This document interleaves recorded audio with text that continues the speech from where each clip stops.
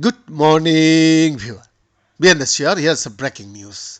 Yeah, the early history of our home galaxy, the Milky Way, is one of joining smaller galaxies, which makes for fairly large building blocks. Now, Kayati Malhan and Hans Walter Rix of the Max Planck Institute for Astronomy have succeeded in identifying what could be two of the earliest building blocks that can still be recognized as such today. Protogalactic fragments that merged with an early version of our Milky Way between 12 and 13 billion years ago, at the very beginning of the era of galaxy formation in the universe. The components which the astronomers have named Shakti and Shiva were identified by combining data from ESA's astrometry satellite Gaia and data from the SDSS survey. For astronomers, the result is the equivalent of finding traces of an initial settlement that grew into a large percent density. When galaxies collide and merge, several processes happen in parallel. Each galaxy carries along its own reservoir of hydrogen gas. Upon collision, those hydrogen gas clouds are destabilized and numerous new stars are formed inside. Yeah, of course. The incoming galaxies also already have their own stars, and in a merger, stars from the galaxies will mingle.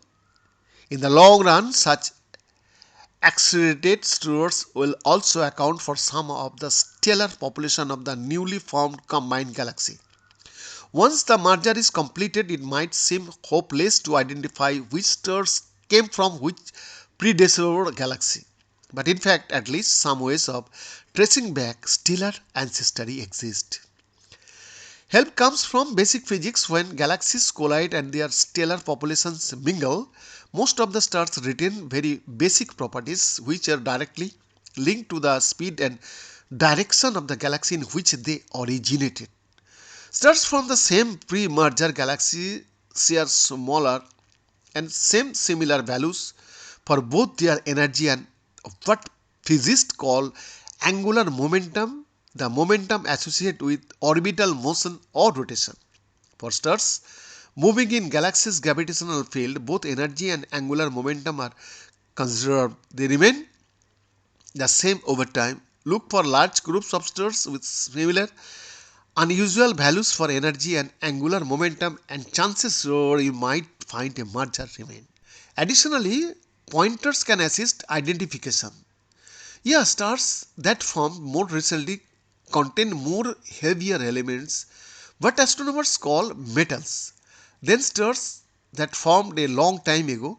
The lower the metal content, the earlier the star presumably formed. When trying to identify stars that already existing and existed 13 billion years ago, one should look stars with very low metal content. Bien, that's it.